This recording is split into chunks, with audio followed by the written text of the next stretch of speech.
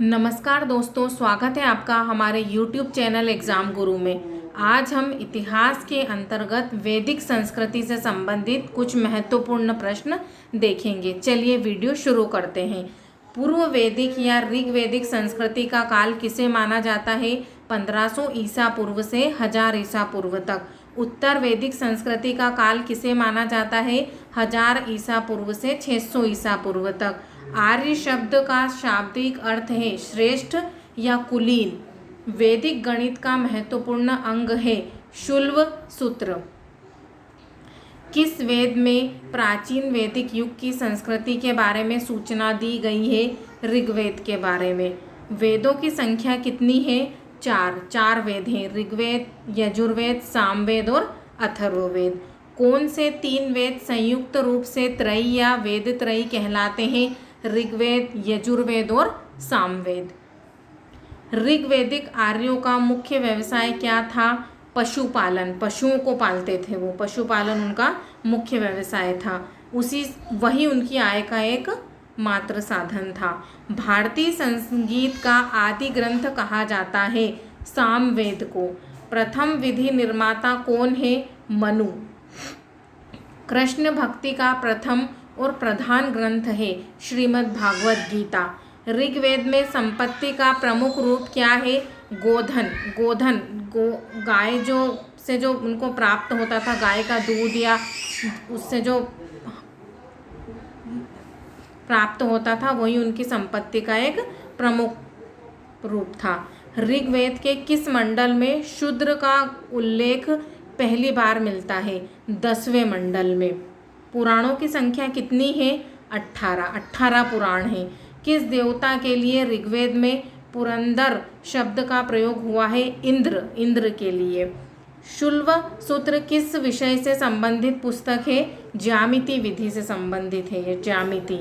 अस्तोमा सदगमय कहाँ से लिया गया है? ये ऋग्वेद से लिया गया है। आर्य भारत में बाहर से आए और सर्वप्रथम बसे थे पंजाब में। आर्य भारत में बाहर से आए थे, भारत के नहीं थे वो, बाहर से आए थे और सबसे पहले कहाँ जाकर बसे थे वो? पंजाब में। वेदों को अपौरुषेय का क्यों कहा जाता है? क्योंकि वेदों की रचना देवताओं द्वारा की गई है। वैशेषिक दर्शन के प्रतिपादक हैं उलूक कणद। मीमांसा या पूर्व मीमांसा दर्शन के प्रतिपादक हैं जैमिनी। वेदांत या उत्तर मीमांसा दर्शन के प्रतिपादक है बादरायण। ऋग्वेद का कौन सा मंडल पूर्णतः सोम को समर्पित है? 9वां मंडल। प्रसिद्ध 10 राजाओं का युद्ध दशराज युद्ध किस तट पर लड़ा गया था? परुषणी तट पर लड़ा गया था, परुषणी तट पर। धर्मशास्त्रों में भू राजस्व की दर क्या है? 1/6। 800 ईसा पूर्व से 600 ईसा पूर्व का काल किस युग से जुड़ा है? कौन से युग से जुड़ा है? ब्राह्मण युग से। किस काल में अछूत की अवधारणा स्पष्ट रूप से उदित हुई? धर्मशास्त्र के काल में। गायत्री मंत्र किस पुस्तक में मिलता है? ऋग्वेद में। ऋग्वेद की जो पुस्तक है उसमें गायत्री मंत्र का उल्लेख मिलता है। न्याय दर्शन को प्रचारित किया था गौतम ने। प्राचीन भारत में निष्क से जाने जाते थे स्वर्ण आभूषण। योग दर्शन के प्रतिपादक हैं पतंजलि काय के प्रतिपादक हैं? योग के। उपनिषद पुस्तकें हैं दर्शन पर आधारित है वो। आरंभिक वैदिक साहित्य में सर्वाधिक वर्णित नदी है, सबसे ज़्यादा किस नदी के बारे में बताया गया है? तो वो है सिंधु नदी। उपनिषद काल के राजा अश्वपति शासक थे।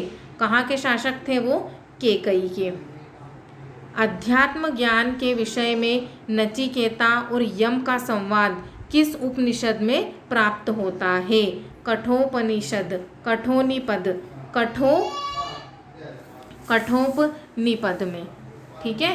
वैदिक नदी कुंभा का स्थान कहाँ निर्धारित होना चाहिए? अफगानिस्तान में।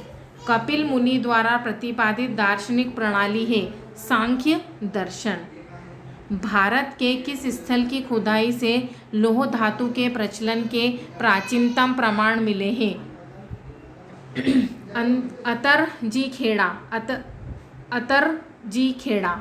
खेड़ा। कर्म का सिद्धांत संबंधित है मीमांसा से।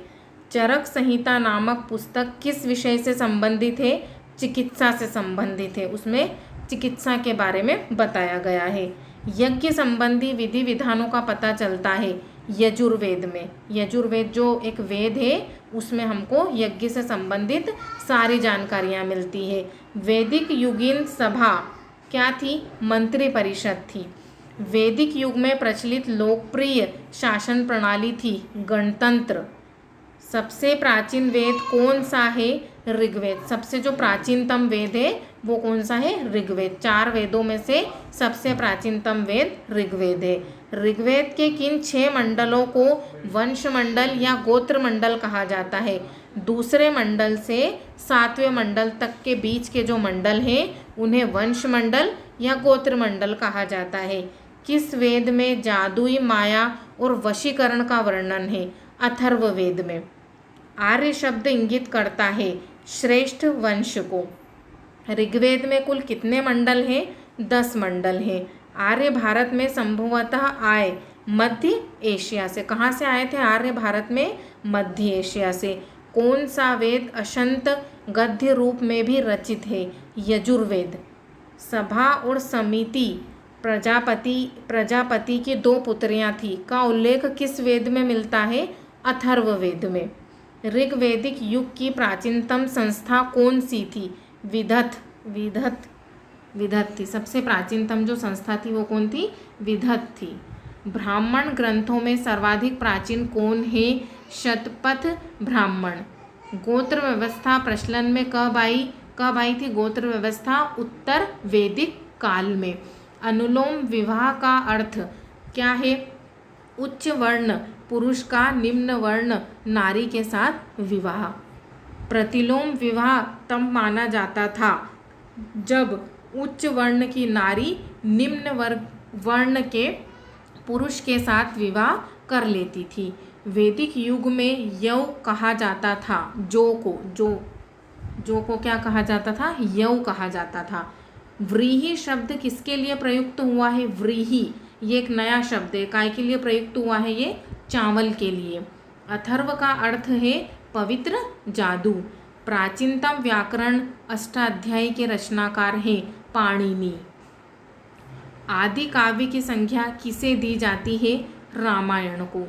प्राचीनतम पुराण है मत्स्य पुराण। सबसे जो पुराना पुराण है प्राचीनतम जो प्राचीन समय से चला आ रहा है वो कौन सा है? मत्स्य पुराण। ऋग्वेद में सबसे पवित्र नदी किसे माना गया है? सरस्वती को सबसे पवित्र नदी माना गया है। वैदिक समाज की आधारभूत इकाई थी कुल या कुटुंब? दोनों बता सकते हैं अपन, या तो कुल या कुटुंब, दोनों का एक ही अर्थ है। किस वेद में सभा को नरिष्ठ अर्थात सामूहिक वाद विवाद या अनुल्लंघनीय कहा गया है? अथर्ववेद में। किस वेद में? अथर्ववेद में। किस रचना में नारी को सुरा और पानसा के साथ 3 प्रमुख बुराइयों में शामिल किया गया है? मैत्रायणी संहिता। मैत्रायणी संहिता। उत्तर वैदिक काल में किस देवता को सर्वोच्च स्थान प्राप्त था? प्रजापति को। ठीक। संस्कारों की कुल संख्या कितनी है? कितने संस्कार हैं? पूरे 16 संस्कार। 3 ऋण में शामिल नहीं है मात्र ऋण। ऋग्वैदिक काल से संबंधित मृद भांड संस्कृति है गेरुवर्णी मृद भांड संस्कृति। उत्तर वैदिक काल से संबंधित मृद भांड संस्कृति है चित्रित घूसर मृद भांड संस्कृति।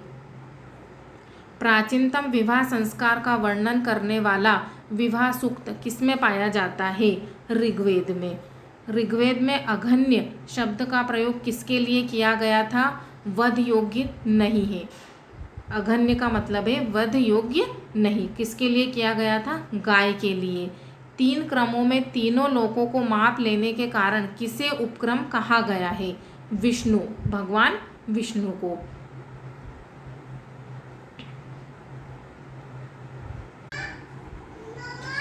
मनुस्मृति मुख्यतः संबंधित है समाज व्यवस्था से।